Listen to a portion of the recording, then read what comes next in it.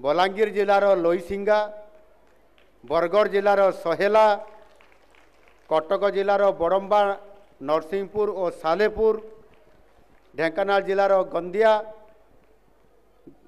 गंदिया, गंजाम जिलार जगन्नाथ प्रसाद और पात्रपुर, जाजपुर जिलार चंडीखोल, कलाहांडी जिलार नरला एवं जयपाटना, खोर्धार टांगी, कोरापुट जिलार बरीगुमा, मयूरभंज जिलार कप्तिपदा, जसीपुर और रासगोविंदपुर एवं किसी म्युनिसिपालिटी को घोषणा करने मु जाऊँगी।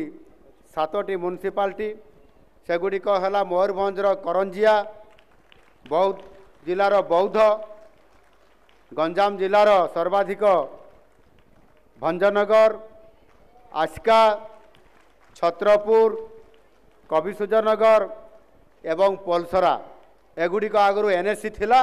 आज ताकू म्युनिसिपालिटी हिसाब से घोषणा करा जाइछि।